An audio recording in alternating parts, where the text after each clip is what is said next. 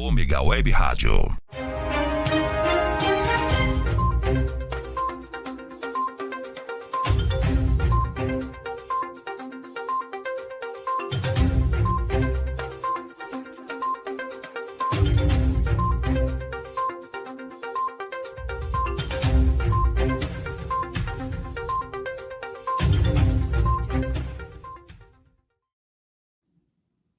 Boa noite. Bom, hoje com mais um programa Fatos em Destaque.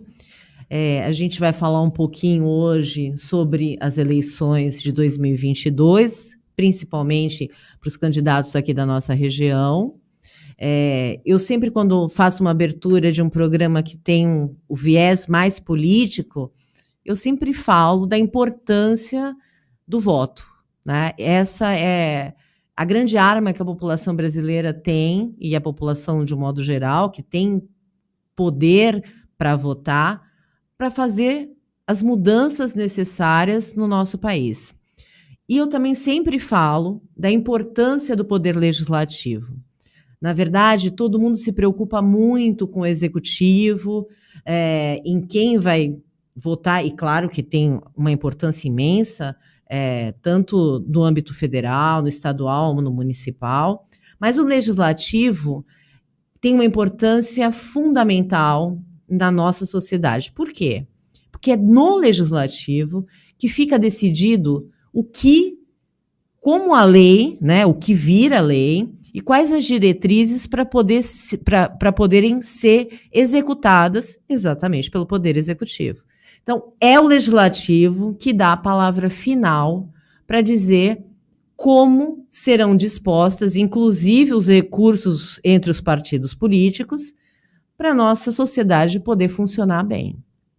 Então, quando você vota num deputado federal, num deputado estadual ou num senador, você tem que ter muita consciência e lembrar em quem você votou e cobrar esse candidato.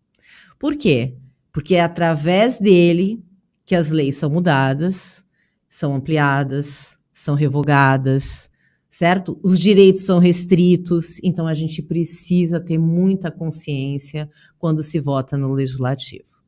E hoje nós temos a nossa bancada com um convidado que tem uma pretensão para fazer parte desse legislativo, né, o Danilo Morgado, que está aqui. Muito obrigada pela sua participação. Temos também o Ivo, que veio substituir o jornalista Valentim, que teve um problema e não pôde hoje estar na nossa bancada. Então, a gente vai começar. Boa noite, Marcelo, boa noite a todos. A gente vai começar pedindo para o Danilo, né, poder falar para a gente quais são as pretensões dele para essas eleições de 2022. Boa noite, Raquel. Boa noite, Ivo. Obrigado pela oportunidade de estar aqui. Eu acho muito importante essa democracia, essa abertura para os políticos, até porque o que vocês estão fazendo hoje, a maioria da imprensa não consegue, não pode ou não quer fazer. De algum jeito acontece. Então, a dificuldade hoje de um candidato, um pré-candidato nesse momento, né? Eu acho a palavra pré, na verdade, não serve de nada, mas é só para a justiça eleitoral não nos ver como candidato, porque candidato só depois da registro de candidatura, sim, né? Então, a oportunidade que vocês estão dando, e que alguns podcasts e entrevistadores estão dando na Baixada, é importante para a população poder ouvir e conhecer mais de perto. E aqui a diferença é que aqui tem os comentários, a população acompanhando. É diferente você dar entrevista na TV e que você não tem o retorno, o feedback. O feedback aqui é na hora. Eu tenho o costume eu trabalho bastante com rede social, tenho uma rede social forte, graças a Deus, e na minha rede social eu percebo a importância da interação, de poder falar com as pessoas. E eu sou uma pessoa que vem do povo, não é aquele jargão do político, do povo, para o povo, mas não. Eu, como venho de uma origem muito humilde, eu sou filho de uma ex-empregada doméstica, filho de um motoboy que morreu trabalhando de moto.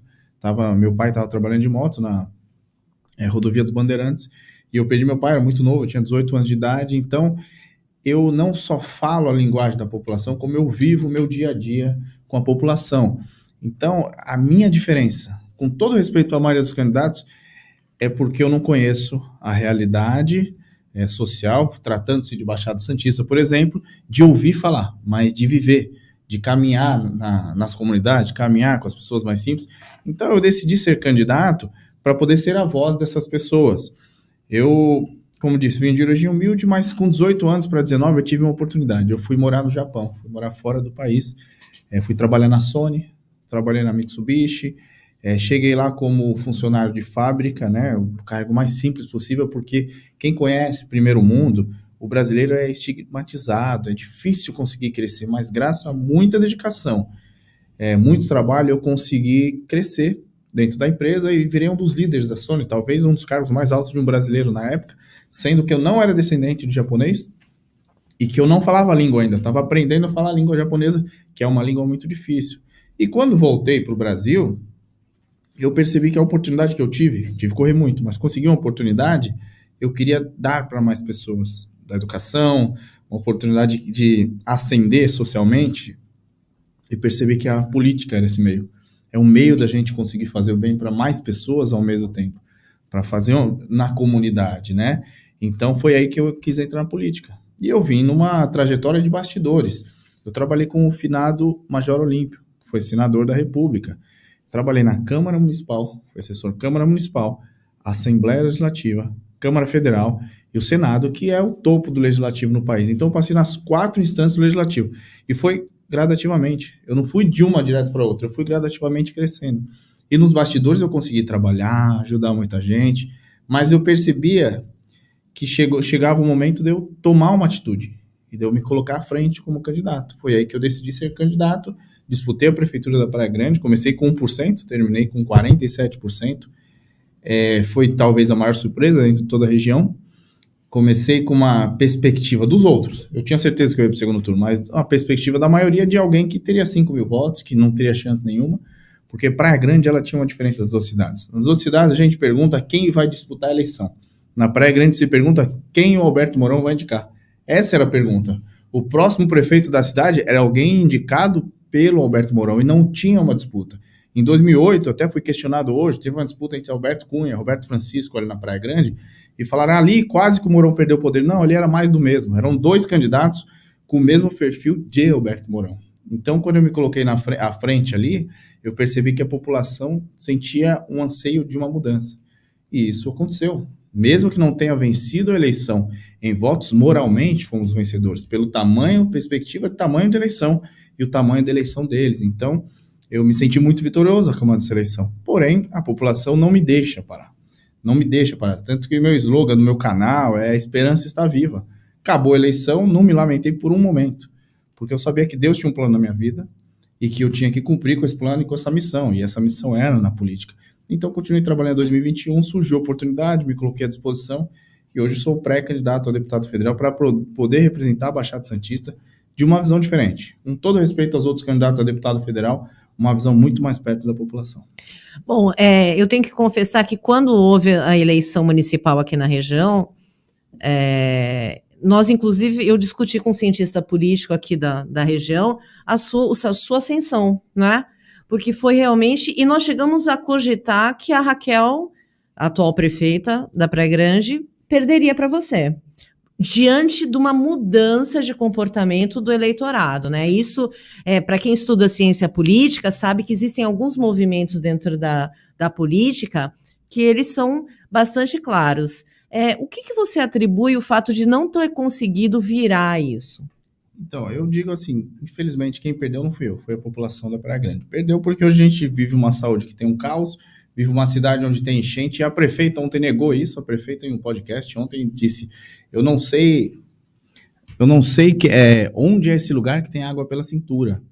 E eu até respondi hoje numa outra entrevista, eu falei, prefeita, não é pela cintura, é no peito a água. Vocês verem minhas redes sociais, tem uma imagem minha que a água estava aqui, quase no ombro já, a água quase no ombro. Então, a minha ascensão política foi porque a população estava cansada de um mesmo governo, cansada de um mesmo grupo, cansada de um faz de conta, onde os candidatos de oposição eram mais do mesmo, ou não tinham a coragem de fazer o que eu fiz, que era enfrentar e entrar de cabeça na eleição.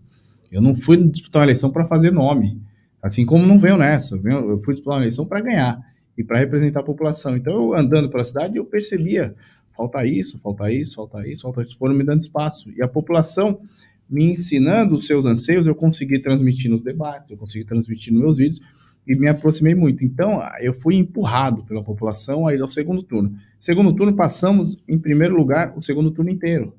Mas, algo que está sob investigação, que eu não posso fazer uma acusação, mas sob investigação, seria uma possível compra de votos no segundo turno, muito grande, e isso já se tornou um inquérito na Polícia Federal. Eu não tenho mais detalhes, por isso eu não posso alongar, mas essa possível compra de votos e tudo que a gente ouviu que aconteceu no segundo turno, com certeza fez essa pequena diferença no final. Bom, você falou de um bairro que está com a água que teve no período de enchente acima do peito, quase entre a cintura e o peito, vamos dizer assim. Que bairro que é esse? Parque das Américas, é no fundo ali do Samambaia, mas não é só lá não, Caieiras também está assim, tem lugar da Vila Sônia que está assim, e é engraçado que ali a prefeitura falava que era área de invasão. Porém, área de invasão, mas está asfaltado, como é que você asfalta uma área de invasão? Você não pode colocar dinheiro público em terreno particular, é área de invasão, né, doutora? Sim, é crime ambiental. Então, a prefeitura asfaltou e cometeu um crime ambiental, e que não poderia limpar o rio. Mas eu saí de lá no sábado, na segunda-feira eles estavam limpando. Então, acabaram de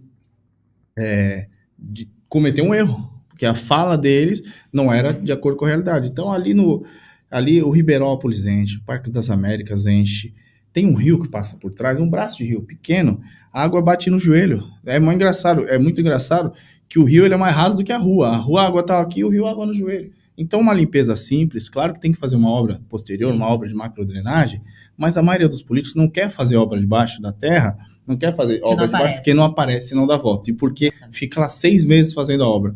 Mas tem que fazer, tem que solucionar. Então, a cidade ali, eu percebo que as pessoas, elas me acompanham nas redes sociais, me ouvem até hoje, porque percebem que eu mostro a realidade que, se não todo mundo, a maioria escondia.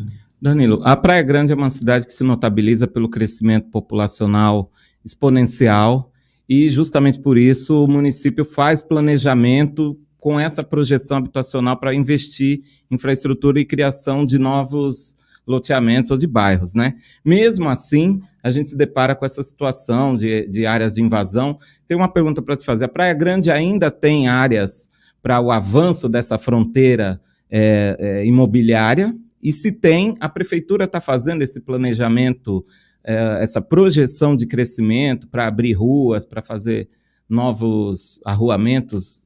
Praia Grande é uma cidade que tem muito crescendo, muito espaço para crescer, mas para isso precisa de estrutura.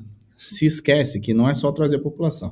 Em torno de 6 a 10 mil pessoas novas vêm morar na Praia Grande todos os anos. Mas para que isso tenha também, essas pessoas tenham qualidade de vida, o serviço público tem que funcionar, porque é uma cidade que o IPTU é muito caro. Se não o mais caro, um dos mais caros do Brasil. A Praia Grande tem um IPTU muito caro. E ela cresce naturalmente, a Praia Grande. Não tem segredo. Não é Alberto Mourão que faz crescer, não é Raquel Chini, não é o Danilo Morgado. São os trabalhadores, são os construtores que ali constroem, porque tem terreno, tem espaço. Mongaguá está crescendo, Itanhaém dizem ser a nova Praia Grande. A nova Praia Grande. Eu ia comentar isso, né? O setor imobiliário vai investir muito em Itanhaém. E é uma cidade que, Praia Grande ali, o orçamento é 2,2 bi. Se for comparar, talvez seja, se não for o maior orçamento per capita, é o segundo, só perde para Santos, mas um dos maiores orçamentos per capita do estado de São Paulo, aí você percebe que tem deficiências. Então tem espaço, tem como crescer, só que isso tem que ser feito um segundo hospital na cidade.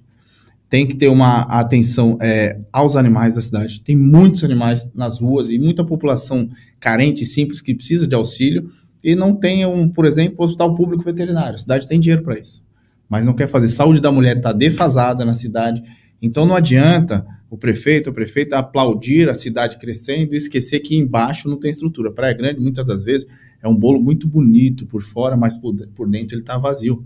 Por dentro ele não tem o recheio que é a qualidade de vida para as pessoas. Praia Grande não tem, infelizmente, uma boa qualidade de vida. É bonita, é uma cidade que cresce. Para mim, eu que amo a cidade, é a cidade mais linda da Baixada Santista, uma das mais lindas do nosso estado, do nosso país, porém ela precisa de atenção, porque a população sofre.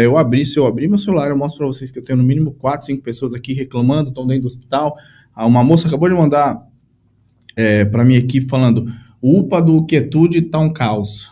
Eu nem tenho como responder isso, mas minha vontade é responder. Não é só o UPA, a saúde em geral está um caos. Mas como a imprensa não tem costume de divulgar as partes ruins da Praia Grande, a maioria da população que mora aqui em Santos, que mora em São Vicente, que mora ao redor, nem sabe o que está acontecendo. Bom, eu quero fazer uma pergunta, por quê? Porque, na verdade, quem mora em Santos sente a defasagem das cidades fronteiriças, né, e que formam a Baixada Santista. Por quê? Porque a gente acaba recebendo muitas pessoas de outras regiões para virem tratar principalmente a saúde aqui, né? Porque o que acontece? Santos é o polo, e não é um exemplo também de qualidade de saúde, mas à frente das outras cidades, ela é muito mais empoderada no sentido de proporcionar à população ainda uma qualidade razoável na saúde pública. E também na particular, né? Então, por quê? Porque existe defasagem. Eu conheço muito bem as regiões, não só Praia Grande, como as regiões do litoral sul, e posso dizer com absoluta certeza, até porque eu tenho alguns processos. A dificuldade das pessoas terem acesso à saúde quando saem de Santos é muito complicado. E a questão dos canais, das enchentes, também não é um problema só da Praia Grande. Atinge Santos, São Vicente, Guarujá, Cubatão, Praia Grande, Itanhaém, Mangaguá, Peruíbe. Todas essas cidades têm esse problema de infraestrutura. E aí a minha pergunta é a seguinte, indo para a Câmara Federal, qual o seu projeto para poder trazer mais alívio para essa população? Então, comparando aqui, eu até fiz algumas anotações, comparando a Baixada, a diferença é que Praia Grande é tudo escondido, ninguém fica sabendo. Santos, quando enche ali a entrada, quando foi feita aquela obra bilionária ali, sim, todo mundo sabia que enchia, todo mundo costumava. A cidade da Praia Grande não existe uma divulgação sobre isso. Em relação a hospitais, quando se compara o hospital Praia Grande, em Santos, eu vou dar um exemplo, como o dinheiro é mal gerido. Praia Grande, o leito dia, que é o dia de um paciente, custa a média de R$ 1.800 por dia no Irmanduce. Aqui na Santa Casa custa 650. São praticamente 3 vezes mais caro para você manter um paciente no Irmanduce do que na Santa Casa. E a qualidade da Santa Casa é melhor do que do Irmanduce. Claro que acaba se tornando um hospital regional, tem muito apoio. Eu sei que tem apoio da maçonaria, tem apoio de empresas, a Santa Casa. sim. Só que acaba recebendo muita gente da Praia Grande, até porque Praia Grande não está suportando. Então, se tivesse mais um hospital lá, o hospital não existe nada hospital municipal, todos são regionais, porque a pessoa daqui, quando precisar, vai para lá. Então, essa falta que tem é herança, infelizmente, de um governo do PSDB na região. E não só na região, como no governo do estado. O governo do PSDB no estado de São Paulo, aí você vai falar, poxa, mas Guarujá, o PSB, o Suma, 100% ligado com o PSDB durante muito tempo, o governo esteve ali. Então, o governo do PSDB no estado, ele deixou uma herança maldita. Portanto, você pode perceber que o PSDB tem se acabado nos municípios, vai se acabar no estado dessa vez, porque a herança que ficou para a Baixada inteira foi uma herança de falta de estrutura, foi uma herança de beleza, mas esquecendo da população. E qual o problema que hoje eu sinto que ocorre? Os deputados estaduais, os deputados federais da região não trazem recurso para a região. Eu duvido algum deputado mostrar realmente o recurso que chegou e que fez alguma mudança na vida das pessoas. Temos 2 deputados federais. Sim. Um deles, que é o deputado do União Brasil, é um deputado que o trabalho dele é lutar pelo poder. Ele quer ser presidente estadual, presidente nacional, quer trazer o Moro para o partido. Você nunca ouve ele falando sobre a população. Nunca ouve ele falando, vou resolver a saúde de tal cidade. Olha, estou resolvendo aqui, vou ajudar o prefeito. Não, você ouve ele brigando porque ele quer o poder. Ele quer ser presidente. Então, quando políticos assumem o poder pelo poder, isso aí acaba complicando a vida da população. A Baixada precisa de deputado que, como eu falei no início, conheça a realidade para poder lutar pela realidade. Para poder, essa infraestrutura tem que ser resolvida assim, assim, assim. O deputado sozinho não resolve. Ele precisa de prefeito. Só que ele consegue dar um belo passo. E, infelizmente, a Baixada Santista, em talvez todos os anos, foi muito mal representada pelos deputados que aqui estão. Bom, você levanta uma questão que é, traduzindo em termos morais, que falta virtude dos homens e mulheres públicos, né, dos representantes públicos, falta virtude do espírito público para essas pessoas. Falando um pouco da questão partidária, você teve uma carreira, uma ascensão meteórica através da sua trajetória política, muito interessante, você conquistou muitos votos, chegou a ameaçar digamos assim, o reinado do Mourão na Praia Grande, e daí isso te impulsiona para outros horizontes. Horizontes que estão no Solidariedade, depois de você ter feito uma campanha para prefeito em Praia Grande pelo partido PSL, partido que elegeu o Bolsonaro, é um partido, né, conservador, e agora você tem uma guinada aí, pelo menos com esse aceno recente do Paulinho da Força, em direção ao Lula e ao PT. Então, você estaria entrando no campo progressista, seria uma mudança ideológica ou apenas um cálculo, já que você viveu no Japão e o pragmatismo do japonês para calcular números e votos e aumenta as suas chances lá, ou é uma mudança ideológica também migrando para o campo progressista das lutas populares? Você sabe que é a primeira vez que me fazem essa pergunta, né? E não é que eu fujo, mas eu tenho uma visão. As pessoas que votaram em mim na Praia Grande não votaram porque eu era o PSL. Não votaram porque era o partido que foi Jair Bolsonaro. Por exemplo, não tive apoio, não procurei apoio do presidente Bolsonaro. Eu não tive apoio, não procurei o apoio do próprio Major Olímpio. Por quê? Eu queria uma construção ali, como eu falo, do povo para o povo, uma construção em cima da minha imagem, do meu nome, que as pessoas acreditassem no meu projeto político. E foi isso que eu fui construindo. Então, quando eu fui escolher o partido agora, eu fui chamado por todos os partidos, praticamente. Todos os partidos me chamaram. Por que a minha escolha é solidariedade? Primeiro, liberdade. Eu não vou declarar apoio a presidente nenhum. Não vou. Por quê? Eu falo que briga que eu não consigo resolver, eu não me envolvo. É uma briga muito grande. E qualquer posicionamento político meu hoje, eu posso me arrepender lá na frente. Hoje eu ainda não sei, infelizmente, como vai caminhar essa eleição. Eu sinto que vai ser uma guerra. Essa eleição vai ser uma guerra. Sim. E eu tenho pessoas do meu lado que apoiam Lula, que apoiam Bolsonaro, que apoiam Moro, agora que não vai querer mais, apoiam Ciro, e eu sei que eu represento essa população. Mas eu estou preocupado com a população que está lá dentro do hospital, nesse momento, que não tem vaga. E o meu apoio ao presidente não vai alterar a vida dessas pessoas, porque elas precisam de mim como deputado. Então, eu não vou me posicionar politicamente em relação à presidência da República, essa foi minha escolha de solidariedade. Eu vou deixar muito claro que eu respeito o meu presidente nacional, que é o Paulinho da Força, que é o presidente do Solidariedade, mas a minha escolha foi por recurso, é um partido que vai me ajudar a recurso, o partido que tem uma chapa de deputados equilibrada, então que me dá a possibilidade, porque quando eu chegar no parlamento, eu não vou escolher, não vou votar de acordo com o partido, mas de acordo com a população. Mas assim, a impressão que dá é que vai ser um fla-flu. Que, né, pelo que a gente está vendo já a temperatura subindo nas redes sociais, me parece que vai ser uma eleição altamente ideologizada, de modo que o eleitor vai escolher. O eleitor vai escolher. O candidato a deputado federal não se posicionar, ficar em cima do muro, não pode gerar uma desconfiança dos dois lados? Não, porque eu vou pedir o voto só para mim.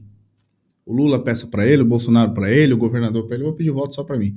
Porque alguém que eu tenho confiança, eu sei que não vai decepcionar a população, essa pessoa sou eu. Agora, não sei se Lula, Bolsonaro, Ciro vão decepcionar a população, então eu não vou colocar a mão no fogo por ninguém, coloco pelo meu trabalho. Deixa eu lhe perguntar, na sua visão política, e até porque você já saiu candidato e quase ganhou para a prefeitura da Praia Grande, as pessoas votam no candidato ou votam no partido? Porque a minha opinião é que as pessoas não votam no partido.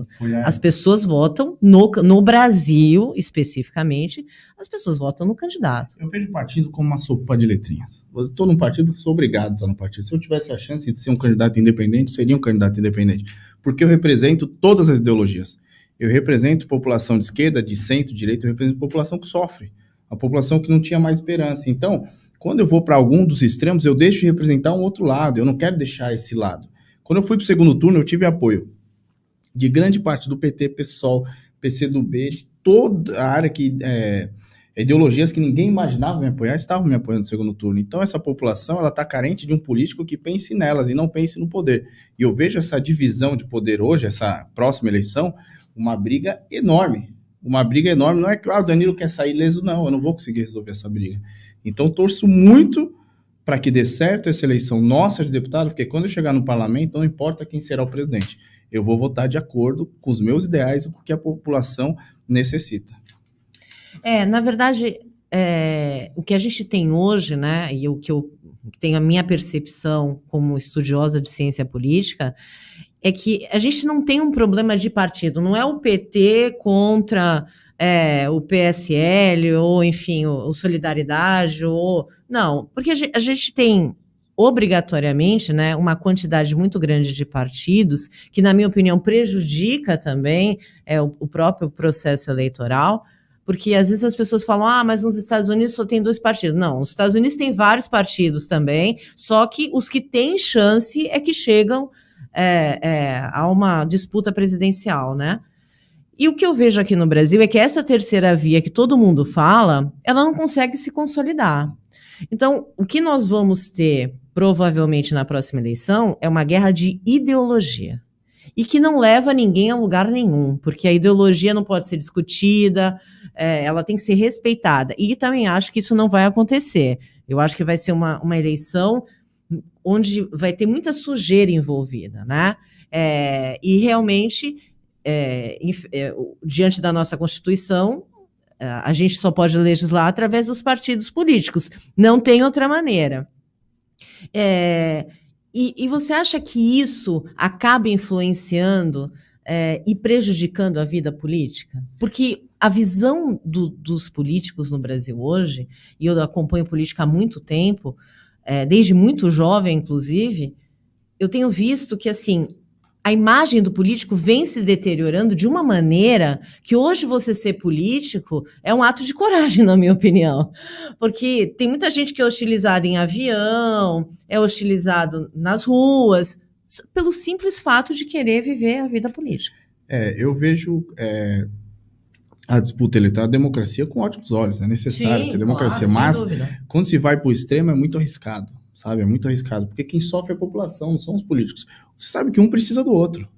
O extrema-direita precisa do extrema-esquerda para eles ficarem ali guerreando, porque cada um joga para o seu time. Sim. Então, o risco desse fanatismo são os ataques. Eu vejo muito ataque, tem muita mentira hoje na rede social. Eu fui atacado de várias formas lá, inventaram diversas mentiras sobre mim, que todas caíram por terra. Mas eu vejo que essa eleição, enxergo que será uma eleição de muito fake. E não é de um lado só não, é dos dois lados, porque Sim. criam cada mentira que é absurdo. A população sofre nesse meio. E não vejo uma terceira via se consolidando, porque é um risco. É igual um corredor polonês, você fala, quando a pessoa passa no meio, ela apanha dos dois lados. Então a terceira via, ela tenta passar no meio aqui, quem é Lula bate, quem é Bolsonaro bate e acaba esmagando quem está no meio. Eu não vejo ninguém crescendo nesse meio, até porque precisa, para você disputar a eleição, você precisa de uma estrutura.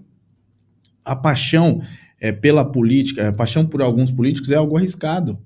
E essa pessoa que tentar ser uma terceira via, não vejo o Ciro conseguindo. O Moro o União Brasil já vendeu o Moro, não vai deixar o Moro sair, já negociou o Moro que seria um nome também para a terceira via, mas também já estagnou.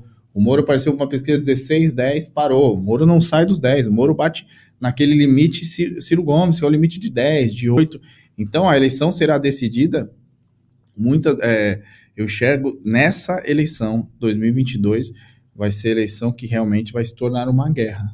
Então, como a minha escolha não é ser candidato a presidente, é que eu vou tentar fugir da guerra, mas eu vou buscar a população me apoiar para eu poder ajudar a população, principalmente aqui na Baixada Santista, não só Praia Grande, porque a população não vai deixar de ser representada. Então, se eu escolher um lado, eu represento só um lado da população, eu quero representar o máximo possível que eu puder. O erro dessa chamada terceira via é ignorar que essa eleição vai ser uma eleição plebiscitária. O eleitor está absolutamente dividido entre dois polos, né? Então, talvez o grande erro do Moro e esse pessoal que tenta se colocar como terceira via seja o fato de ignorar a vontade do eleitor, que já se manifestou meio que numa questão plebiscitária nesse fla-flu, ou é Bolsonaro ou é Lula. Então, é importante, dessa perspectiva, eu acho que a estratégia política é tentar se posicionar, e correr o risco tentando se posicionar vai ser um risco menor do que tentar ficar incógnito. Nessa perspectiva, você falou que teve quantos? 46,6% dá em quantos votos em número absoluto? 65.780 votos na Praia Grande, na eleição que foi há 2 anos atrás. Se, pelo Solidariedade, você já deve ter feito as contas. Se você repetir essa votação, você está eleito? Sim. Sim. Solidariedade, a vaga de federal fica, né? Não existe exato. Na média, entre 50 e 70 mil votos. 50 e 70 mil votos deve ser decidida uma das vagas do partido. Então, foi um estudo que eu também fiz. Não dá para escolher um partido, às vezes, maior, ou partido que ia ter mais recursos, mas que não tivesse uma chance. Eu não quero que a população vote em mim com risco de eu não ser deputado, porque a população está colocando esperança em mim. Então, eu tenho que estar num partido que eu vou ter oportunidade, que eu vou conseguir chegar. Sim. Quando essa perspectiva, eu sei que a sua pretensão não é a presidência, né? E a gente está falando aqui de uma terceira via, porque eu acho importante para o processo eleitoral. Na sua visão, quando o Moro retirou a candidatura, isso pode causar uma eleição, o fim da eleição no primeiro turno, na sua opinião? Existe um risco, sim, mas eu acho ainda que vai sim para o segundo turno, porque alguns votos vão para o Ciro. Só que, realmente, quando diminui o número de candidatos que têm um pouco mais de voto, a chance de acabar no primeiro turno é muito grande, né? É muito grande. Você vê que o Bolsonaro começou a subir novamente e não dá, pessoal, tem que entender e ter pé no chão que, assim, não dá para atacar todo instituto de pesquisa, nem toda pesquisa é comprada. A pesquisa, uma pesquisa só, ela é foto. A foto você vê parado. Várias pesquisas é um filme. Então você vê o gráfico subindo. O Bolsonaro tomou algumas atitudes que ele começou a subir. O Lula falou algumas coisas que ele deu uma reduzida. Isso não quer dizer que comprometeu a eleição. Ninguém ganhou a eleição até agora. É uma loucura falar ganhou a eleição. Por exemplo, eu comecei a eleição com 0,5%. Terminei no primeiro turno já com 36%. Então, se falar assim, acabou a eleição faltando 6 meses, eu não teria chance nenhuma de disputar a eleição. Só que essa eleição, como essa polarização está acontecendo e ninguém está conseguindo se colocar ali em uma terceira via, alguns até tentam, mas não conseguem se colocar, existe sim o risco de uma onda puxada para qualquer um dos lados arrastar essa eleição no primeiro turno. Bom, mas como você falou, desculpa, Raquel, mas como você falou, o legislativo é muito importante. Sim, a minha pergunta é nesse sentido. Qualquer um que venha a levar o legislativo ao executivo federal, como é que ele vai legislar, na sua opinião? Porque é muito provável que ele não tenha a maioria da bancada. Mas a eleição é eleição e mandato é mandato. Muito se dizia lá na Praia Grande, falavam, poxa, mas você vai ter os vereadores? Eu falei, pode ficar tranquilo que terei todos ao meu lado. Se eles querem representar a população, eles vão ter que estar comigo. Assim sou eu em Brasília. Em Brasília, eu não, mas você é Bolsonaro ou você é Lula. Eu sou alguém que está representando a população. Bolsonaro usava a camiseta, meu partido é Brasil. Eu uso isso, não por causa do Bolsonaro, mas que o meu partido, que minha ideologia é a população, é o povo. Então ali vai ser muito difícil para qualquer um dos dois. Para qualquer um dos dois. Mas alguns têm um jogo político, têm um manejo político melhor que o outro. O Bolsonaro conseguiu governar. Algumas coisas travaram, mas passou a reforma da Previdência, por exemplo. Reforma da Previdência, quem colocou debaixo do braço e resolveu foi o Rodrigo Maia, na época, que era o presidente. Sim. Não foi o Bolsonaro que aprovou. O Rodrigo Maia colocou debaixo do braço e falou, daqui que eu vou resolver. Sim. Mas ele teve que fazer acordo com os deputados. Sim. Liberar recurso, liberar emenda. Eu não sou contra a liberação de emenda. A emenda é um jeito do deputado enviar o recurso para sua região, para sua cidade. Sim. Então, é que as pessoas não entendem, não é? É que, por exemplo, a proposta do Bolsonaro é que ele ia legislar sem fazer nenhum tipo de coligação. Isso não existe. Começaram com a história do não existe toma lá da cá, existe. Se for um toma lá da cá, através de recurso, de emenda, tudo bem. Não tem que ter superfaturamento, corrupção, agora recurso, emenda. Isso aí é necessário para que o deputado consiga trabalhar. Então, qualquer um dos dois, o Bolsonaro, acredito que ele aprendeu bastante coisa nesse mandato. Aprendeu que não dá para ficar tomando a decisão e jogar para o público, porque a Câmara, o Legislativo, ele é cruel.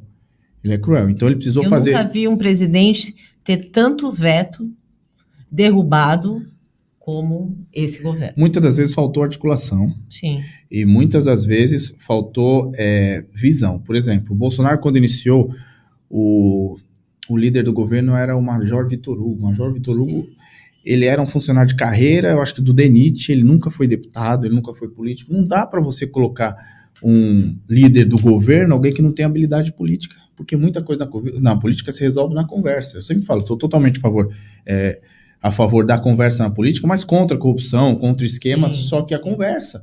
Então existem acordos políticos. Por exemplo, o Bolsonaro, quando começou a eleição, o general Heleno cantava: se gritar, pega centrão, não fica um. Meu irmão, hoje o Bolsonaro está no centrão. O PL é um partido de direita, conservador, que vai fazer arminha? Não é. O PL não é esse partido. O Valdemar Costa Neto, quem é o Valdemar Costa Neto? O Valdemar Costa Neto foi condenado a mensalão. Ele e o Collor, né? Ninguém pode esquecer que o Collor ficou 8 anos sem poder exercer nenhum cargo político. Por isso eu vou julgar a ida do Bolsonaro para lá? Não. Ele precisa de um partido que tivesse recurso. Então eles acabam ali. Eu sempre falo, você tem que ser como a garça. A garça, ela pode andar pelo mangue, ela pisa na lama, no sujo, mas ela continua branca e limpa. E o político que tem ideal, o político que tem visão, ele consegue passar naquele meio ali, ter que chamar de Vossa Excelência, de nobre deputado, um monte de bandido, muitas das vezes, mas não se sujar como eles se sujaram. Sim.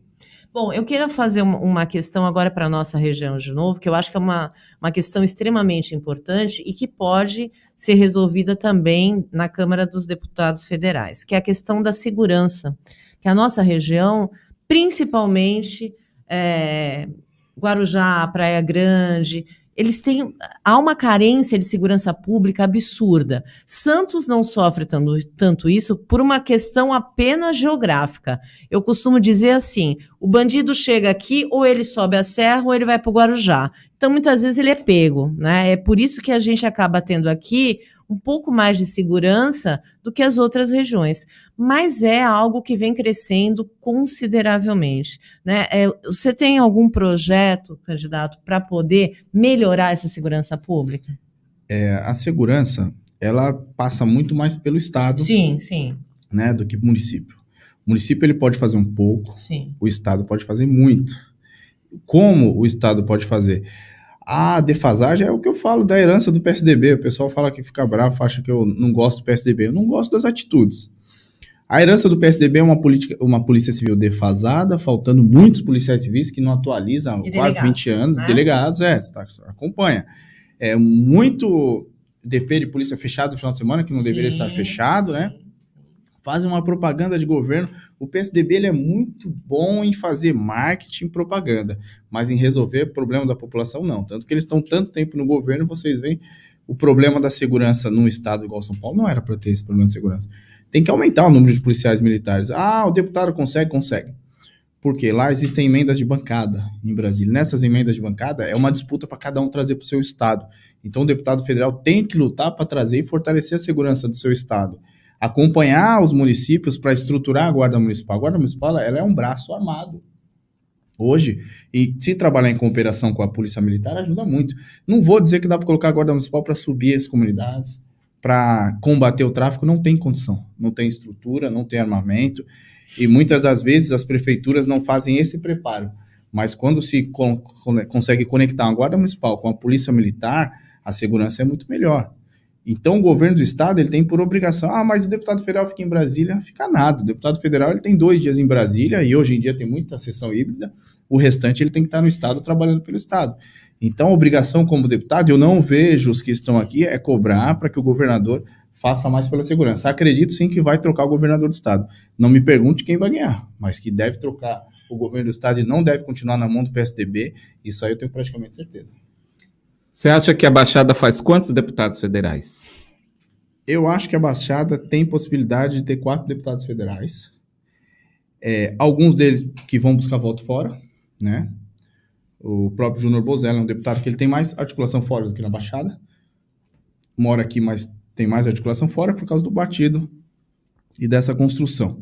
Depende da situação da Rosana, ela tem chance de ser vice-governadora do Tarcísio, e existe sim essa chance. Eu acredito que a Rosana vai ser candidata a vice-governadora. Então tem aí o Paulo Alexandre, também candidato a deputado federal, tem Alberto Mourão, candidato a deputado federal. Acredito que todos os nomes colocados hoje, você pega uma pesquisa, você pega uma pesquisa, hoje os 5 primeiros, a gente aparece entre os 5 primeiros. Esses 5 têm chance de serem deputados, depende do partido. O MDB, por exemplo, o partido que hoje está o ex-prefeito de Praia Grande, é um partido que deve precisar de 90, 100, 120 mil votos. Será que chega nisso? Eu acho que não chega. Pode até ter uma boa votação, mas se não tiver um partido que tem espaço, então existe essa dificuldade. Paulo Alexandre continuou no PSDB, acredito que ele vai sim, tem caminhado para ser eleito, só que com todo respeito a ele também não representa uma novidade na política. Sim. Já está há bastante tempo na política, já deixou muita coisa para trás também. Bom, eu quero lhe fazer uma pergunta com relação à sondagem dos partidos políticos para se tornar deputado, e aí eu já nem sei mais se é federal ou não, do famoso mendigo, mendilover, né? Como chamam aqui na internet. Como que o senhor, como candidato, vê a possibilidade da gente ter um fenômeno que saiu da internet por uma tragédia, né? Por uma infelicidade, diante dos fatos que a gente conhece, para poder ser aí colocado e até disputado por partidos políticos para representar o nosso povo? Eu não sei quem ele representaria. Por exemplo, lá em casa, a minha esposa ele não representaria, né? Ela ficou brava, porque ela viu alguns vídeos dele, ela falou, não acredito, que esses caras que estão endeusando ele. Sim. E logo que aconteceu isso, a gente olhou alguns vídeos e falou, não dá, vou ter que falar. Não sei se chegaram a ver um vídeo meu, que rodou mais de 1 milhão de visualizações, que era exatamente falando sobre isso. A gente tem que olhar o contexto geral. Alguns falam assim, ele não sabia que a moça estava em surto. Tudo bem, pode ser que ele não soubesse. Sim. Mas o que vale ridicularizar a pessoa depois? Ele ridiculariza. Cada um que está acompanhando aqui, imagina a sua filha, sua irmã, você que acha engraçado o mendigo, que fica aplaudindo esse mendigo, esse falso herói, ele se tornou um falso herói brasileiro. Imagina a sua filha, sua irmã, ele saiu com a sua irmã e depois ele fica ridicularizando e contando detalhes, né? Porque a senhora é advogada, a senhora sabe, se tiver relação com alguém, você não pode sair por aí expondo os detalhes. Ele expõe os detalhes, isso em entrevista, aí ele começa a ganhar presença VIP em baladas, não paga para ir na balada, ganhando patrocínio de lojas, e o que mais me revoltou realmente foi a questão de partidos políticos. Eu cheguei para o meu presidente e para alguns coordenadores do meu partido e falei assim, se vocês fizerem convite para ele, eu estou fora do partido. Talvez seja um dos únicos motivos. Você pode apoiar um presidente, mas ele eu não quero dentro do mesmo partido que eu. Não quero pelo que ele tem feito com essa família. Não foi ele que talvez tenha procurado, mas depois disso, ele está esmagando essa família e colocando. Então, eu sou totalmente contra. Não tem nem como a gente derrubar, se ele for candidato. Quem tem que derrubar é a população do Distrito Federal, ele. Sim. Quem tem que derrubar é a população do Distrito Federal e não votar nele, porque aí é ridículo. Sim. É ridículo, porque, fala assim, mas tem um monte de ladrão na política, mas muitas vezes você vota e não sabe. O cara mostra, esse já mostrou que não presta, que não vale nada antes de ser deputado, antes de ser candidato. Então, eu até fiz, algumas pessoas criticaram, poxa, mas ele não tem culpa dela. Eu falei, tá bom. No problema não foi só a relação, o problema é tudo que tem feito. Eu sou totalmente contra, eu não quero cruzar com esse cara por lá. Não sei que ele mude de atitude, que ele mude como pessoa, mas pelo jeito ele tá gostando disso e tem um monte de gente aplaudindo. Eu quero distância desse tipo de gente. Até porque, né, o que a gente percebe é que a população muitas vezes vota nesse tipo de pessoa a título de um voto de protesto. Eu costumo dizer que isso não é protesto, né? Isso é não saber, é não valorizar uma arma que você tem a seu favor. As pessoas precisam votar com consciência. Então, saber olhar, tem gente que fala, eu não vejo propaganda eleitoral, eu não quero saber quem é o candidato, eu vou votar nulo. Eu falei, então, você está dando um cheque em branco para alguém votar em seu nome. Então, as pessoas precisam entender isso. Né? Toda vez que eu entrevisto um candidato, que eu faço uma live aqui política, que eu adoro, eu sempre falo isso. As pessoas precisam ter consciência política. Né? A gente deveria... Isso não é voto de protesto, não dá para falar que a gente deveria, todo ensino médio, pelo menos, tinha que ter um pouquinho de educação de ciência política. Para as pessoas entenderem o que é política na vida de cada um. Porque eu sou professora de ciência política e quando o aluno chega para mim, ele fala assim, não, a primeira palavra é eu não gosto de política. Eu falei, então, você vai sair deste ano, pelo menos, entendendo o que é política. E eles saem entendendo. Muda o perfil. E é necessário a população entender que isso não é voto de protesto. Sim. Votar em protesto é votar em alguém preparado e que mostre que seja mudança. Não dá também para falar em protesto, a pessoa ficar reclamando na internet, votar nos mesmos. Isso é até um jargão chato, mas não adianta. Ficar na internet, fala, xinga, reclama do político, no final se vende ou acaba votando no mesmo por comodidade ou costume. E também não é porque a pessoa tem uma projeção, como aconteceu com o deputado estadual Arthur Duval, todo esse escândalo que desvalorizou completamente a mulher, uma refugiada, quer dizer, uma pessoa num estado de vulnerabilidade que não tem igual, e aí ele vem e diz o que diz e depois tenta se justificar com o que é injustificável. E foi alguém que ganhou 1 milhão de votos. Tem gente aplaudindo. Então, aí eu volto a dizer, essa cassação muito provavelmente vai acontecer, ele provavelmente não possa se candidatar. O Conselho de Ética já foi unânime, né? Agora vai para plenário. Mas as pessoas continuam na insistência de achar que talvez ele seja uma vítima. Eu escutei isso de algumas pessoas. E precisa deixar claro que ninguém é vítima aqui. Ele é culpado porque se vazou o áudio, mas foi no particular. Então, é no particular que a gente fala o que é... O caráter é que se vê no que ninguém ouve. Exatamente. Né? O que ninguém ouve, ninguém vê. Você avalia o caráter dessa forma. Exatamente. Então, quando a gente fala de deputado, tanto federal como estadual, a gente tem que entender que as pessoas precisam ter projetos, né? Isso é que é importante, porque é a representação efetiva da nossa população. Nós tivemos uma grande renovação na Câmara dos Deputados na última eleição. Isso não ficou bem demonstrado a favor do povo. Como é que você acha que essa eleição, então, agora vai acontecer? As pessoas vão votar no novo ou vão preferir votar no que já conhecem? Esse é o risco de uma onda. Eu falo para todas as pessoas que me perguntam, poxa, mas eu devo votar você por apoiar isso? Não, vote em mim depois de conhecer meu histórico e conhecer quem eu sou. Não vote por onda, não vota na pessoa porque ela fez uma arminha e é Bolsonaro. Não vota na pessoa porque ela fez o L e é Lula livre. Não, tem que votar na pessoa pelo que ela é, pelo que ela demonstra ser, pelos seus ideais, enquanto não for testada, pelo seu discurso e pelo que ela leva até a população. Não pode votar por onda, eu sei porque eu enxerguei. Dentro do PSL em Brasília mesmo, que era o partido que eu estava, muita gente despreparada para estar em Brasília. Muita gente despreparada e muita gente foi eleita por onda, não sabia nem o que estava acontecendo. Sim. O Arthur é uma prova dessa situação, que é a empolgação, vota nele, sem ninguém conhecer. O que o Arthur fazia? O Arthur ia nas redes sociais. Ele tinha um canal no YouTube, Sim. Aí ele ia lá nos eventos do PT, ficava provocando os petistas, para os petistas correr atrás dele, bater nele, e assim ele virou deputado. O que ele mostrou de projeto nesse tempo? Nada. Então tem que avaliar muito bem. Não se vote por onda, não se vote pelo apoio porque tal apoia. Vota na pessoa. Cada voto é individual. Estadual, federal, senador, cada voto tem que ser analisado. Por falar em votar na pessoa... Ivo, só um minutinho. Deixa eu só prestigiar as pessoas que estão nos vendo agora. Então, Marcelo Dias, boa noite. Felipe Souza, boa noite. Maria Aparecida, boa noite. Fábio Luiz, boa noite. Luísa Moraes, oi, boa noite. Danilo, boa noite. Lucas Vieira, meu deputado federal e futuro prefeito. Silvana, boa noite. José Simão, dando boa noite.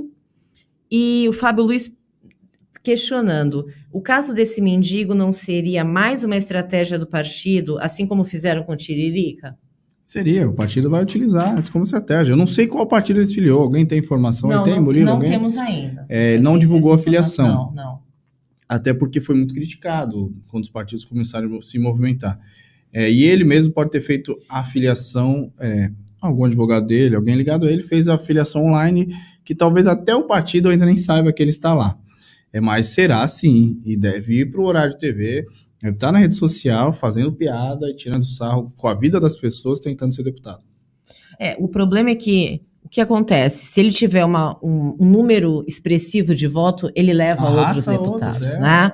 É isso que as pessoas precisam entender. Além de votar em alguém que não tem nenhuma capacidade, porque não tem nenhuma intimidade com a política, que foi o caso do Tiririca, né? Ele dizia, eu vou descobrir o que faz um deputado federal. Lá, não descobriu até agora.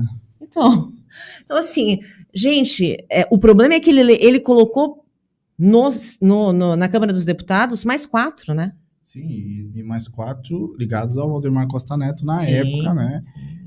Logo depois da situação do Mensalão, né? Logo depois do desastre que foi no país.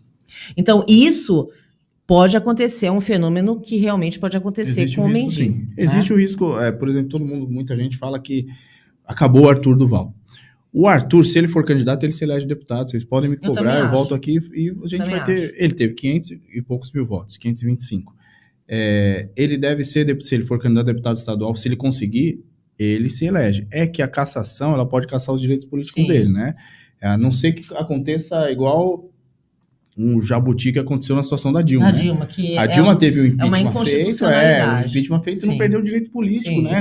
Durante nenhum ano. No outro ano ela foi candidata, 3 anos depois a senadora, e quase foi senadora. Obrigatoriamente ela teria que criaram uma nova Constituição e ela ficou livre. A não ser que façam isso com o Arthur, que não vão fazer, porque o Arthur ele não tem amigos. O Arthur, se você chegar na Alesp, na Assembleia Legislativa de São Paulo, não tem um deputado que caminhe junto com ele. Ele não se dá bem com ninguém, então vai ser difícil ele conseguir isso. Sim, eu também acho. Eu também acho pelo perfil dele, né? Ele é quase tão unânime quanto o Dória. O Dória conseguiu ser odiado pela esquerda e pela direita. O Arthur, ele tá nesse padrão já. Bom, a gente está chegando para o final do nosso programa, né? Eu gostaria muito de agradecer a entrevista que foi dada, gostei muito, acho que é muito rico a gente poder conversar, o candidato vir aqui, falar, né, dizer o que ele vem, aqui ele vem, eu acho que isso é extremamente importante, faz parte da nossa democracia. Eu costumo dizer que o Brasil é um bebê na democracia, né? A Europa está anos-luz na nossa frente, comete erros, aliás. Nós temos aí uma eleição nesse próximo domingo na França, que pode ser que ganhe uma candidata de extrema-direita, o que pode causar alguns problemas na União Europeia. Então, isso é um processo democrático, né? O processo democrático é exatamente isso. Eu gostaria que o Ivo, antes da gente se despedir, fizesse as suas considerações finais.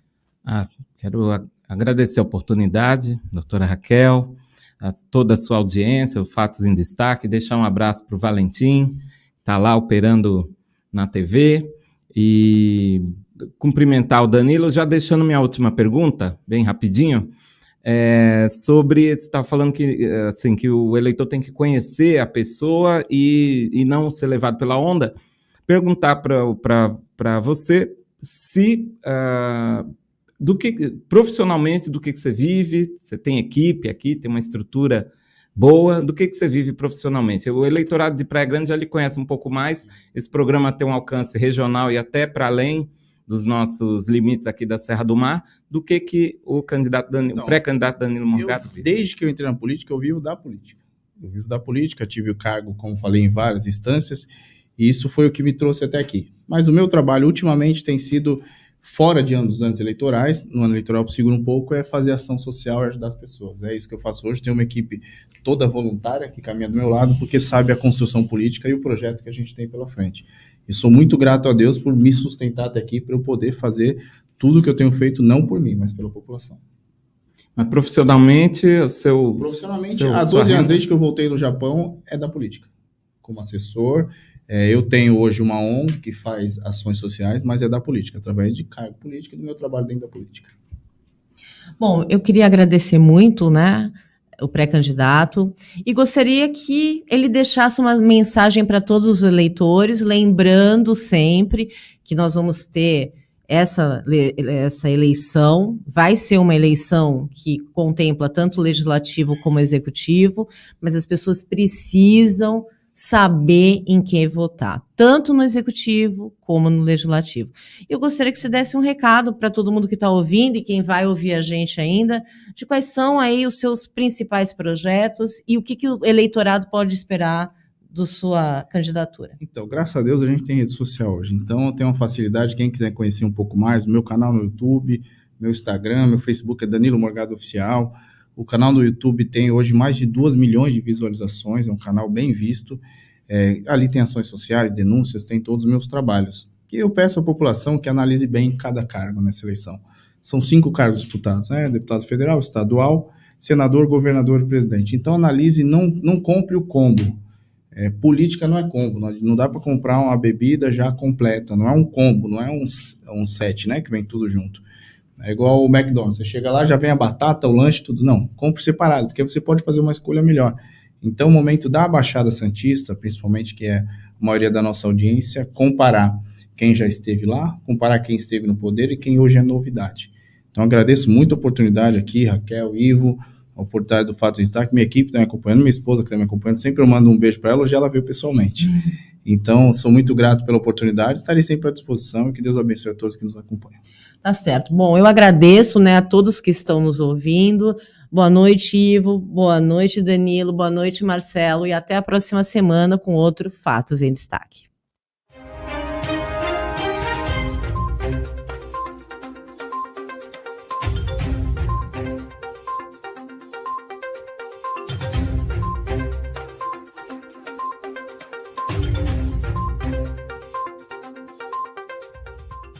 Compartilhe esse link. www.omegawebradio.com